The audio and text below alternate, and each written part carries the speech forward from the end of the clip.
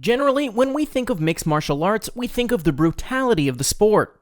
Two fighters with small gloves, often in a cage, fighting it out with all manner of techniques. But what a lot of audiences don't realize is the dedication to the craft of striking exhibited by these fighters. Today at TheSportster, we are bringing you 10 of the best strikers in MMA right now. Let us know what your favorites are, and remember to push that red button to subscribe for more. Joanna JŁDRZEJCZYK. Joanna champion has been on a tear in the women's strawweight division. A former professional Muay Thai fighter, Joanna has already beaten some of the best fighters in her division. Joanna does everything a good Muay Thai fighter should do. She's able to pick her opponent apart at range with low kicks, jabs, and right straights thanks to her incredible reach. All the while she maintains sublime but subtle in-and-out footwork that make it very difficult for her opponent to catch her. An opponent will step in for a strike only to find that she is no longer in range. While plenty of fighters do that, Joanna never moves so far back that she can't immediately step back in with a jab and a low kick as her opponent retrieves the punch. As well as her fantastic outside game, she isn't one to panic if her opponent closes the distance or attempts to grapple with her. She excels in the clinch, which is the defining feature of Muay Thai. She pummels for control of her opponents, shrugs off takedowns, and delivers some brutal elbows and knees. On top of all that, she is completely happy to go to the body early and deliver shots that leave her opponents sucking on air for the final championship rounds. Conor McGregor. Inarguably the biggest star in MMA today, the double champ Conor McGregor really does have outstanding striking skills. What's most impressive about Conor is not his fantastic backwards movement and timing, allowing him to land left-hand counters all day, nor is it the hellacious power he packs with that godly precision. It's how he has learned to cover his weaknesses. Conor McGregor, despite being known for his hands, was never a particularly great boxer on the front foot. He lacked a good jab, and his forwards moving footwork left much to be desired. What makes McGregor great is how he has adopted jumping knees and bicycle kicks to get close in range, allowing him to get up in his opponent's face often without having to throw a punch. He uses these flashy techniques to get right up close to his opponent, wait for the moment that they try to strike, then after a brief skip back, he lands the left hand and the fight is usually over. While it's easy to look at his fights against champions such as Jose Aldo and Eddie Alvarez as a great show of his technique, the fight we'd really recommend a new fan to watch is his pre-UFC fight against the solid fighter Ivan Buchinger, for a great comprehensive performance of everything McGregor does. Tony Ferguson. El Cucuy is one of the stranger strikers on the list. The Boogeyman is a notoriously dirty fighter, having fouled in most of his recent lightweight performances, yet in spite of it all has fantastic, yet awkward striking technique. Most of what Tony does is wrong if you go by textbook striking. He appears awkward and oftentimes almost like he's stumbling and about to fall over, yet he never does. The janky movement and constant stance switching of Tony prevents his opponents from ever really getting comfortable with him. This tremendous pressure allows him to get away with crazy spinning techniques that less imposing fighters never would. In spite of his wild nature, he also has surprisingly good fundamentals. He'll go to right straights and front kicks, jamming his opponents where they stand if they ever try to advance. The front kicks regularly win the opponent, and eventually they get too worn down to effectively fight against him. The downside is that Tony Ferguson is a pretty hittable fighter. While he brings plenty of pressure, he also gets smacked up in every fight. Ferguson is comfortable in a brawl though, and the second he wobbles an opponent, he looks to snap on his patented Darce choke. Donald Cerrone. If Donald Cowboy Cerrone can be described in one move, it's switch kicking. Cowboy has one of the best switch kicks in the game, opting to use a small switch to step into the brutal kick, rather than swapping stance and then kicking like amateurs often do. The switch kick can come up at a moment's notice, and with Cowboy's great flexibility and speed, can hit either the body or the head with little warning as to which he is going for. He can head kick as good as Crow Cop, yet is able to do it with more possible setups than the Croatian kickboxer ever did. One of Cowboy's biggest flaws earlier in his career, back in his WEC days, was his love of a brawl. This proved a real problem for him as his boxing defense was often weak. While Cowboy certainly can still brawl with the best of them, he has learned to control distance a lot better. When opponents try to reach him with punches, he'll happily teep kick them away, or bring a crunching knee to their gut. Those are the techniques that top-level Muay Thai fighters use all the time to stop their opponents from getting to them, and Cowboy proves their legitimacy in the cage. Max Holloway. The current interim featherweight champion recently proved just how formidable his striking is when he defeated former lightweight kingpin Anthony Pettis via TKO. Max Holloway is in a lot of ways similar to Tony Ferguson, but the Hawaiian native has far more sound fundamentals. He makes fantastic use of switch hitting, swapping back and forth between an orthodox and southpaw stance to bust up his opponents and come up with creative combinations on the fly. What he really excels at, though, is body work. Much like Joanna champion, he is happy to bang the body, busting ribs, and wearing his opponents down over the course of a fight. As well as that, he's comfortable from range, throwing linear kicks to the knee and is no slouch in a scrap. On his way to MMA stardom, Holloway was often a bit of a wild child, happily engaging in brawls that could have potentially cost him the fight. He's looking a lot more reserved nowadays. Proof of that can be seen in his recent TKO victory on Jose Aldo at UFC 212, unifying the featherweight belt.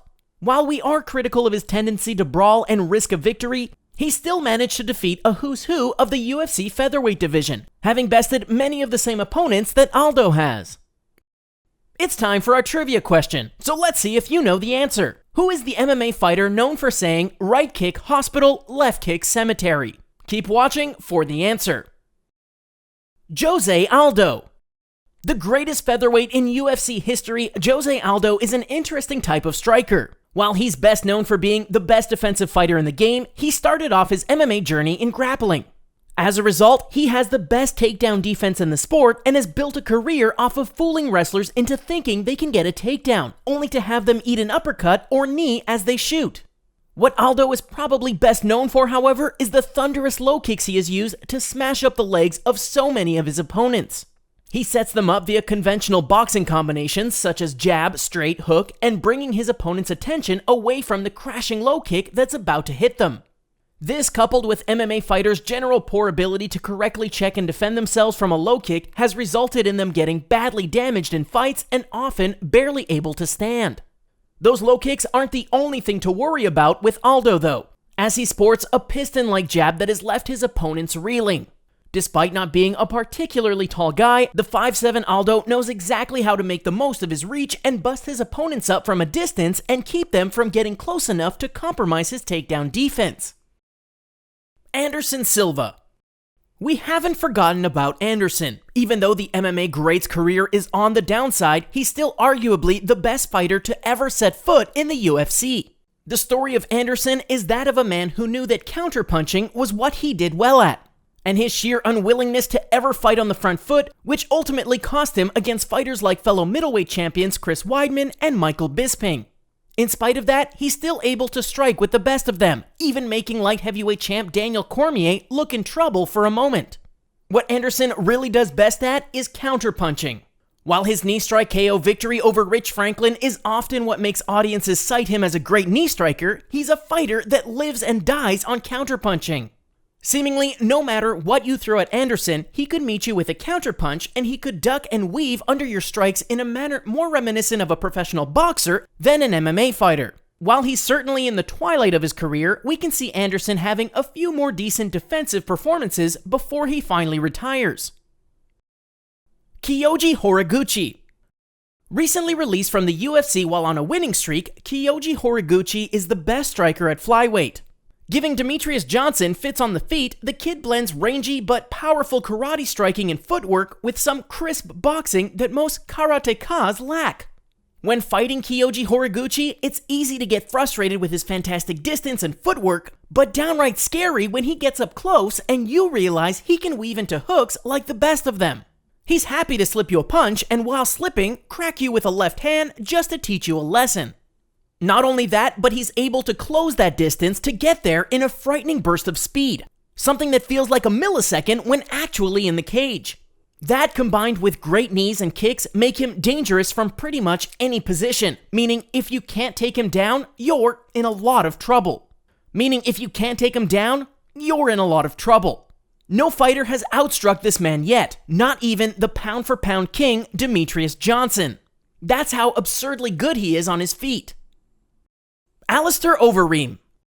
The heavyweight division isn't particularly stacked with skilled strikers. It's mostly just two fat guys hitting each other until they gas, or two muscle-bound guys hitting each other until they gas, depending on what level of competition you're looking at. This is what makes ALISTAIR OVEREEM so special.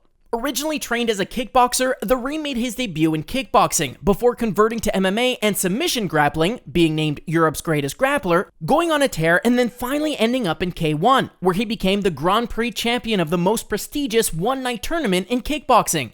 If beating 3 of the best in the world in one night wasn't enough, he came back to the UFC to prove just what a great striker can do and is still evolving, adapting his game to MMA and further improving upon his defense to protect his relatively weak chin.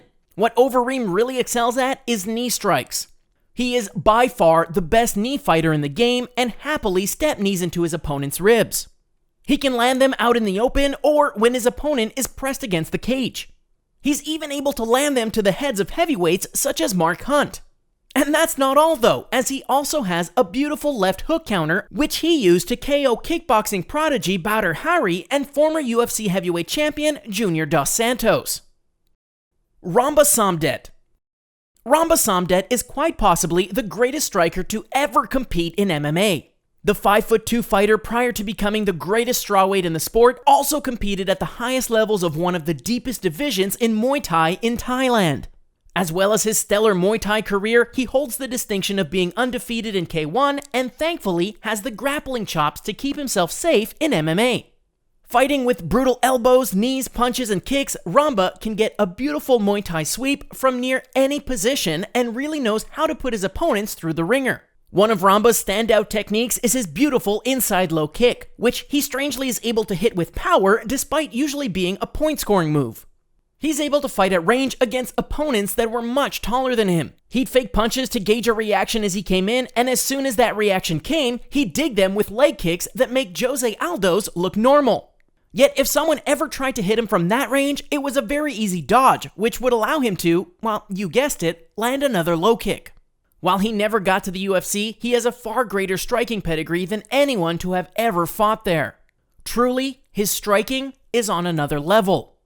So who was the fighter known for the phrase right kick hospital, left kick cemetery? Well, it was none other than the great Mirko Cro Cop. And that's all we have time for today. Who are your favorite strikers and why? Please comment below and let us know, and as always, subscribe to see more MMA content from us.